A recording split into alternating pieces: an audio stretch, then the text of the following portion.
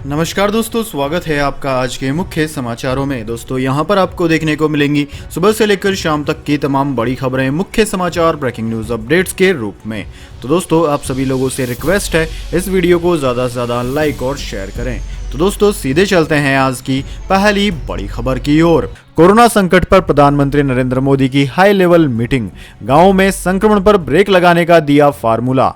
जी हां दोस्तों, प्रधानमंत्री नरेंद्र मोदी ने एक उच्च स्तरीय बैठक में देश में कोविड-19 की वर्तमान स्थिति और टीकाकरण अभियान की समीक्षा की। इस दौरान सर्वाधिक संक्रमित क्षेत्रों में कोरोना टेस्ट का दायरा बढ़ाने, स्थानीय स्तर पर रोकथाम की रणनीति पर काम करने के साथ ही ग्रामीण क्षेत्रों में घर घर जाकर जांच करने और वहां स्वास्थ्य संबंधी संसाधनों को बढ़ाने पर जोर दिया है। प्रधानमंत्री ने आशा और आंगनबाड़ी कर्मियों को कोविड-19 के खिलाफ लड़ाई में सभी आवश्यक संसाधनों से लैस करने और ग्रामीण क्षेत्रों में ऑक्सीजन की पर्याप्त आपूर्ति सुनिश्चित करने का निर्देश दिया है। दोस्तों आपकी जानकारी के लिए बता दें, कोविड-19 की दूसरी लहर के बीच देश भर में कोरोना वायरस संक्रमण के बढ़ते मामलों के मद्देनजर मोदी लगातार बैठकें कर रहे हैं और स्थिति को नियंत्रित करने के लिए आवश्यक दिशा निर्देश भी जारी कर रहे हैं।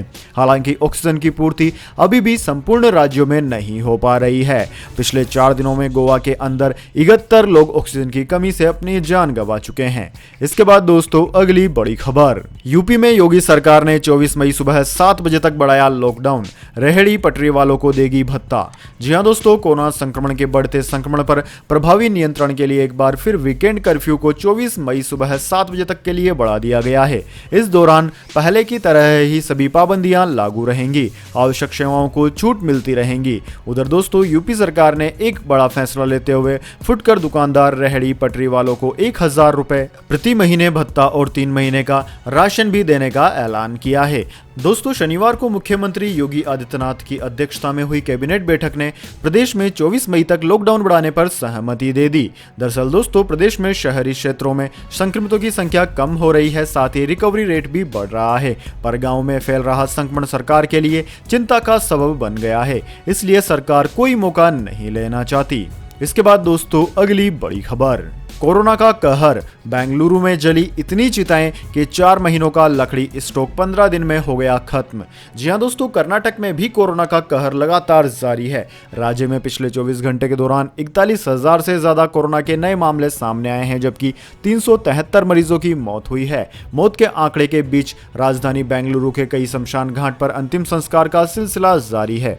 शवों को जलाने के लिए हर रोज टनों लकड़ियों की जरूरत पड़ रही है। यही कारण है कि महीनों का स्टॉक महामारी के इस दौर में महज कुछ दिनों में ही खत्म हो रहा है। बेंगलुरु में पिछले 15 दिन में करीब 3000 लोगों की कोरोना से मौत हो गई। इस वजह से शमशान घाटों में अंतिम संस्कार के लिए लाइन लगी हुई है। यही वजह है कि बीते 15 दिन में शवों को जलाने के लिए लगभग 1000 टन लकड़ियों का इस्तेमाल किया गया। अकेले साउथ बेंगलुरु के एक शमशान घाट पर प्रतिदिन 50 से 60 शवों को जलाया जा रहा है। इसके बाद दोस्तों अगली बड़ी खबर, पश्चिम बंगाल में आज से 30 मई तक संपूर्ण लॉकडाउन, सुबह 7 से 10 बजे तक खुलेंगी दुकानें। जी हां दोस्तों, पश्चिम बंगाल में रविवार यानी कि 16 मई आज से 15 दिन का लॉकडाउन लगने जा रहा है। 16 से 30 मई तक लगने जा रहे इस लॉकडाउन का ऐलान राज्य के सचिव अलापन ने शनिवार को किया है। दोस्तों खास बात यह है कि राज्य में पहले से ही पाबंदियों का दौर जारी है। हाल ही में संपन्न हुए विधानसभा चुनाव के बाद बंगाल में कोरोना वायरस संक्रमण के मामलों में बढ़त दर्ज की गई है। ऐसे में उसके बाद से सख्त पाबंदियों की अटकलें लगने लगी थी। दोस्तों सरकार की तरफ से लगाए गए लॉकडाउन की पाबंदियां 16 मई को सुबह 6 बजे से 30 मई शाम 6 बजे तक जारी रहेंगी। इस दौरान राज्य में स्कूल, कॉलेज और सभी शिक्षण संस्थान बंद रहेंगे। साथ ही आपातकालीन सेवाओं के अलावा सभी शासकीय और निजी संस्थान बंद रखने का फैसला लिया गया है। 15 दिन के लिए सरकार ने सभी राजनीतिक, प्रशासनिक, धार्मिक और सभी तरह के सामाजिक कार्यक्रमों पर रोक लगा दी है। इसके बाद दोस्तों अगली बड़ी खबर, प्रधानमंत्री मोदी की आलोचना वाले पोस्टर चिपकाने पर 17 एफआईआर दर्ज, दिल्ली पुलिस ने गिरफ्तार किए 15 आरोपी। जी हां दोस्तों, देश की राष्ट्रीय राजधानी में दिल्ली में पुलिस ने कोविड-19 रोधी टीकाकरण अभियान के संबंध में प्रधानमंत्री नरेंद्र मोदी की आलोचना करने वाले पोस्टर कथित तौर पर चिपकाने के लिए 17 एफआईआर दर्ज की और 15 लोगों को गिरफ्तार किया। पुलिस अधिकारियों ने शनिवार को बताया कि ये पोस्टर शहर के कई हिस्सों में लगाए गए। इनमें लिखा था कि मोदी जी हमारे बच्चों की वैक्सीन विदेश क्यों भेज दी।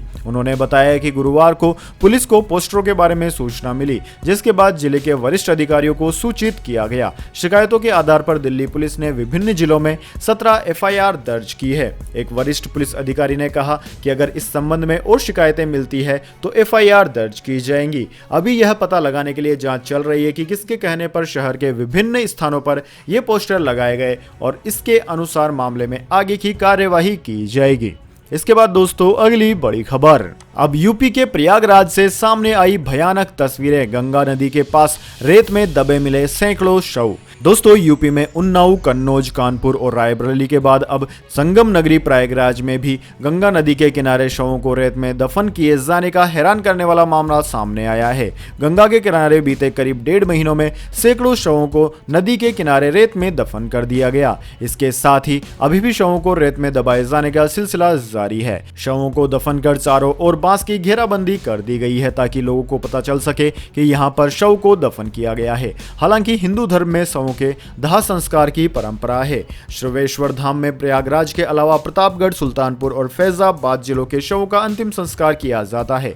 कोरोना की सेकेंड वेव से पहले यहां पर प्रतिदिन 50 से 60 शवों का दाह संस्कार किया जाता था, लेकिन अप्रैल माह में जब कोविड से मौतों के आंकड़े बढ़े तो श्रृंगवेश्वर घाट पर हर दिन सैकड़ों की संख्या में शवों के आने का सिलसिला शुरू हो गया, जिससे श्रृंगवेरपुर घाट पर दाह संस्कार के लिए लकड़ियों की भारी कमी हो गई है और लकड़ी ठेकेदारों ने भी लोगों से दाह संस्कार के लिए ज्यादा पैसे वसूलने शुरू कर दिए हैं, जिसके बाद लोगों ने मजबूरी में दाह संस्कार के बजाय शवों को दफनाना शुरू कर दिया। इसके बाद दोस्तों अगली बड़ी खबर, राहुल गांधी का केंद्र पर निशाना। कहा, केंद्र सरकार की विनाशकारी वैक्सीन रणनीति तीसरी लहर सुनिश्चित करेगी। जी हां दोस्तों, कांग्रेस नेता राहुल गांधी ने टीकाकरण को लेकर फिर मोदी सरकार पर निशाना साधा है। उन्होंने कहा है कि मोदी सरकार की विनाशकारी वैक्सीन रणनीति तीसरी लहर सुनिश्चित करेगी। उन्होंने कहा कि भारत को एक उचित वैक्सीन रणनीति की जरूरत है। राहुल गांधी ने ट्वीट करते हुए कहा कि भारत सरकार की विनाशकारी वैक्सीन रणनीति एक विनाशकारी तीसरी लहर सुनिश्चित करेगी। इसे दोहराया नहीं जा सकता। भारत को एक उचित वैक्सीन रणनीति की आवश्यकता है। दरअसल दोस्तों, राहुल गांधी कोरोना और इससे जुड़ी तैयारियों को लेकर लगातार सरकार पर निशाना साध रहे हैं। शुक्रवार को भी उन्होंने टीकाकरण नीति को लेकर केंद्र सरकार को आड़े हाथों लिया और कहा कि इससे समस्या बिगड़ रही है। इसके बाद दोस्तों अगली बड़ी खबर, आरएसएस प्रमुख ने कहा, कोरोना की पहली लहर के बाद जनता और सरकार लापरवाह हो गई। जी हां दोस्तों, राष्ट्रीय स्वयंसेवक संघ यानी कि आरएसएस के प्रमुख मोहन भागवत ने कोरोना वायरस महामारी की पहली लहर के बाद देश के सभी वर्गों द्वारा बरती गई लापरवाही का मुद्दा उठाया, जिसके कारण देश राष्ट्रव्यापी चिकित्सा संकट का सामना कर रहा है। भागवत ने आज कहा कि पहली लहर के बाद हम सब लापरवाह हो गए हैं। लोग, सरकारें, प्रशासन, हम सभी जानते थे कि यह दूसरी लहर आ रही है। डॉक्टरों ने हमें चेतावनी दी थी, फिर भी हम लापरवाही करते रहे। मोहन भागवत ने कहा कि अब वे हमें बताते हैं कि एक तीसरी लहर आ सकती है, तो क्या हमें इससे डरना चाहिए या वायरस के खिलाफ लड़ने और जीतने के लिए सही रवैया अपनाना है। उन्होंने यह बात आरएसएस द्वारा आयोजित व्याख्यान श्रृंखला पॉजिटिविटी अनलिमिटेड में कही। आरएसएस द्वारा यह व्याख्यान श्रृंखला लोगों में आत्मविश्वास और सकारात्मकता का संचार करने के लिए आयोजित की जा रही है ताकि वे कोरोना महामारी से लड़ने में सक्षम हो सकें। इसके बाद दोस्तों अगली बड़ी खबर, जिस ब्रिटेन की सलाह पर भारत ने बढ़ाया वैक्सीन डोज का गैप, अब उसी ने अंतर कम करने का ऐलान कर डाला।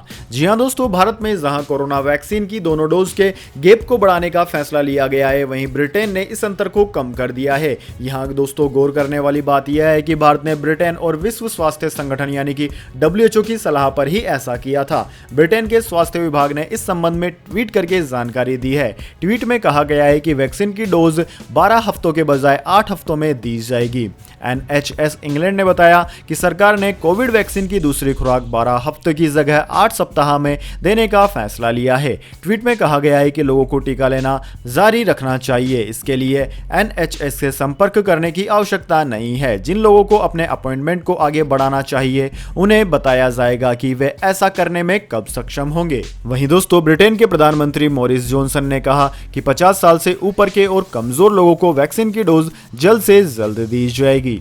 इसके बाद दोस्तों जान लेते हैं क्या है पूरी दुनिया और भारत में इस महामारी की ताज़ा स्थिति। सबसे पहले दोस्तों बात करते हैं पूरी दुनिया की।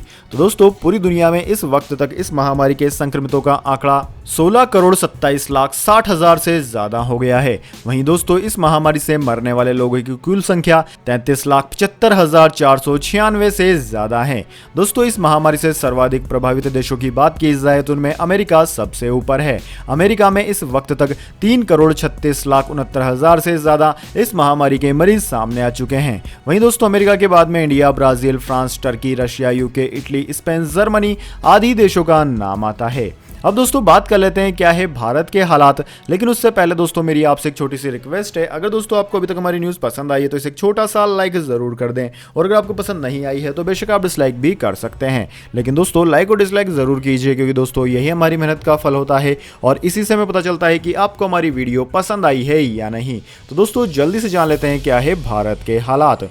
दोस्तों भारत में इस वक्त तक इस महामारी के कुल संक्रमितों का आंकड़ा 2,44,81,000 को पार कर गया है, जबकि दोस्तों मरने वालों की संख्या 2,67,000 को पार कर गई है। दोस्तों इस महामारी से सर्वाधिक प्रभावित राज्यों की बात की जाए तो भारत में महाराष्ट्र सबसे ज्यादा प्रभावित है। दोस्तों महाराष्ट्र में इस वक्त तक 53 लाख से ज्यादा संक्रमित मामले सामने आ चुके हैं। वहीं दोस्तों महाराष्ट्र के बाद में कर्नाटक, केरला, उत्तर प्रदेश, तमिलनाडु, आंध्र प्रदेश, दिल्ली, वेस्ट बंगाल, छत्तीसगढ़, राजस्थान, गुजरात आदि राज्यों का नाम आता है। इसके बाद दोस्तों अगली बड़ी खबर, गाजा में इजरायली एयर स्ट्राइक में अल जजीरा और एपी समेत कई मीडिया ऑफिस तबाह, सेकंडों में गिरी 12 मंजिला इमारत। जी हां दोस्तों, इजरायली डिफेंस फोर्स IDF ने शनिवार शाम एयर स्ट्राइक कर उस 12 मंजिला अपार्टमेंट को तबाह कर दिया है जहां अमेरिकी मीडिया एसोसिएशन प्रेस, AP और कतर के मीडिया हाउस अल जजीरा सहित कई समाचार समूहों के ऑफिस थे। हमले से पहले IDF ने एक अनाउंसमेंट किया जिसमें लोगों से अपने घर खाली करने के लिए कहा गया। ठीक 1 घंटे बाद इजराइल के फाइटर प्लेन ने बमबारी शुरू कर दी। कुछ ही सेकंड में 12 मंजिला बिल्डिंग तबाह हो गई। उधर मीडिया पर हमले का आरोप लगाने के बाद IDF ने सफाई दी है। IDF ने कहा है कि जिस गाजा टावर को हमला कर गिराया गया है उसमें हमास की पॉलिटिकल विंग का भी ऑफिस था। इजरायली फोर्स ने हमास पर प्रेस और मीडिया हाउस को शील्ड की तरह उपयोग करने का आरोप लगाया है। IDF ने कहा कि हमने हमले से पहले बिल्डिंग खाली करने का पर्याप्त समय दिया था। इजरायल और हमास के बीच जारी जंग में अब तक 126 लोगों की मौत हो चुकी है, इनमें से 31 बच्चे भी शामिल हैं। दोस्तों दोनों तरफ से हमलों में 950 से ज्यादा लोग घायल हुए हैं। मरने वालों में 9 इजरायली और बाकी फिलिस्तीनी है। इसके बाद दोस्तों अगली बड़ी खबर, अगले 6 घंटों में और खतरनाक हो जाएगा चक्रवाती तूफान टाउते, केरल से गुजरात तक अलर्ट।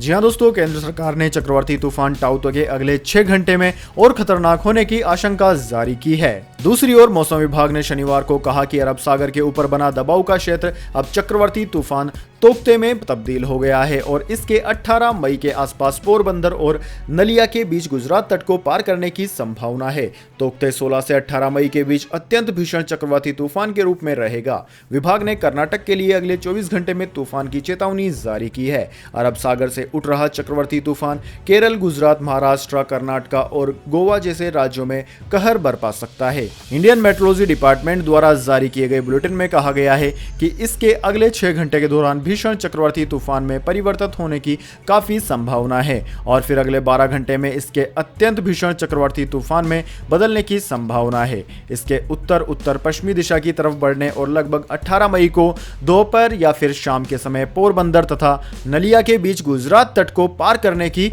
संभावना है। इसके बाद दोस्तों अगली बड़ी खबर, 2021 में एवरेस्ट फतह करने वाली पहली भारतीय महिला बनी ताशी यांगजोम, केंद्रीय खेल मंत्री ने दी बधाई।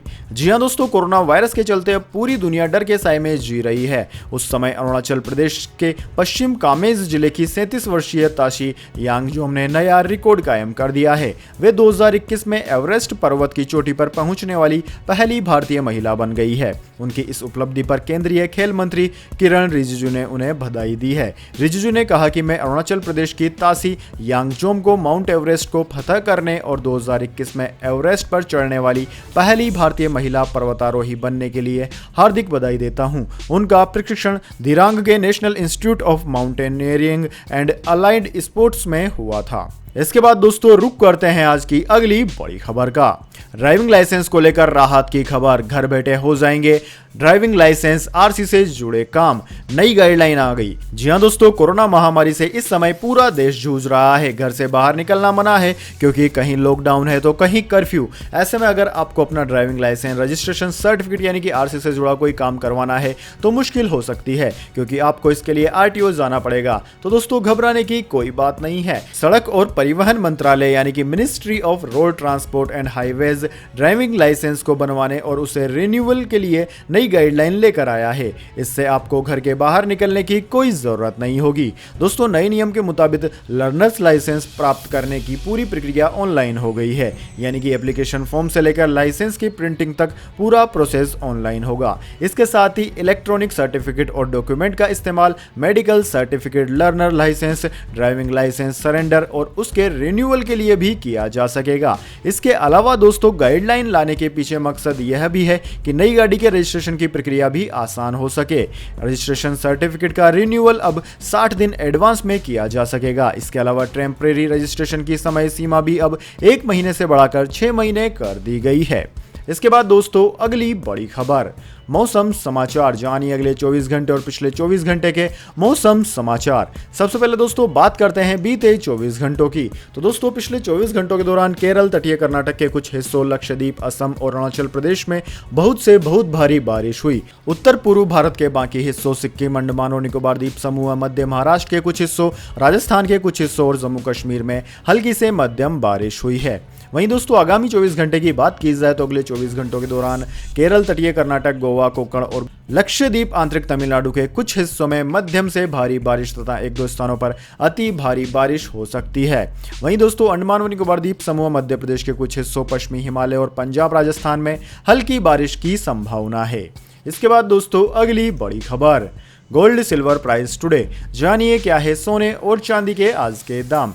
दोस्तों लगातार दूसरे दिन गिरावट के बाद अक्षय तृतीया के दिन सोने और चांदी की कीमतों में बढ़ोतरी हुई। राष्ट्र राजधानी दिल्ली में आज सोने के दाम 146 रुपए बढ़कर 47,110 रुपए प्रति 10 ग्राम हो गए। वहीं दोस्तों चांदी की बात की जाए तो चांदी 513 रुपए बढ़कर 70,191 रुपए प्रति किलोग्राम पर पहुंच गई है। अंतर्राष्ट्रीय बाजार की बात करें, अंतर्राष्ट्रीय बाजार में सोना $1834 प्रति औंस जबकि चांदी $27.20 प्रति औंस पर स्थिर रही है। इसके बाद दोस्तों अगली बड़ी खबर, जिन कोरोना मरीजों को गुजरात के नकली रेमडेसिविर इंजेक्शन लगे उनमें से 90% हो गए ठीक। जी हां दोस्तों, इंदौर और जबलपुर में जिन कोरोना मरीजों को गुजरात से आए नकली रेमडेसिविर इंजेक्शन लगाए गए उनमें से 90% मरीजों का लंग्स इन्फेक्शन ठीक हो गया है। जी हां दोस्तों, पुलिस ने खुद यह चौंकाने वाला खुलासा किया है। पुलिस का कहना है कि इस मामले में प्रदेश के स्वास्थ्य विभाग को गंभीरता से सोचना चाहिए। टाइम्स ऑफ इंडिया में छपी खबर के मुताबिक एक पुलिस अधिकारी ने नाम न बताने की शर्त पर बताया कि इंदौर में जिन लोगों को नकली रेमडेसिविर दिए गए उनमें से 10 की मौत हो गई जबकि 100 से ज्यादा लोग ठीक हो गए हैं। बावजूद इसके कि इंजेक्शन में केवल ग्लूकोज और नमक था। हालांकि जिन लोगों की मौत हो गई है उनके शरीर की जांच नहीं हो सकती क्योंकि सभी का अंतिम संस्कार हो चुका है। दोस्तों इंदौर के विजयनगर से 2 दिन पहले ही 4 आरोपियों को पकड़ा गया था। एक आरोपी को भोपाल से, एक आरोपी को सांवेर से जबकि 2 अन्य आरोपियों को शहर से गिरफ्तार किया गया था। अब तक इस मामले में पुलिस 1 दर्जन से अधिक आरोपियों को हिरासत में ले चुकी है। पुलिस जल्द ही कालाबाजारी के मुख्य आरोपियों सुनील मिश्रा, पुनीत साहा और कौशल वोरा को गुजरात से इंदौर ले आएगी। पुलिस ने भोपाल से आरोपी प्रशांत पारासर को गिरफ्तार किया है। ये पेशे से इंजीनियर है और सब इंस्पेक्टर की तैयारी कर रहा था। उसने 100 इंजेक्शन मुख्य आरोपी सुनील मिश्रा से खरीदे थे और इंदौर जिले से बाहर बेचे थे। तो दोस्तों यह थी आज की तमाम बड़ी खबरें। इसके बाद दोस्तों बारी आती है आज के माइंड क्विज क्वेश्चन की। जी हाँ दोस्तों, एक आसान सवाल का जवाब देकर आप जीत सकते हैं एक अमेजिंग सरप्राइज गिफ्ट हमारे यूट्यूब चैनल की ओर से। तो दोस्तों आज का सवाल आपकी स्क्रीन पर आ चुका है। टाटा कंपनी के सीईओ का नाम क्या है? जी हाँ दोस्तों, अगर आप जानते हैं कि टाटा कंपनी के वर्तमान प्रमुख व्यक्ति का नाम क्या है तो जल्दी से कमेंट बॉक्स में लिख दीजिए। अगर दोस्तों आपका जवाब होता है एकदम सही और आप चुन ले जाते हैं लक्की विजेता के रूप में तो आपको मिल सकता है एक अमेजिंग सरप्राइज गिफ्ट हमारे यूट्यूब चैनल की ओर से। तो दोस्तों जल्दी से अपना उत्तर कमेंट बॉक्स में लिख दीजिए, वीडियो को लाइक कर लीजिए और चैनल को सब्सक्राइब करके बेल आइकन भी दबा लीजिए। धन्यवाद। वंदे मातरम। जय हिंद, जय भारत।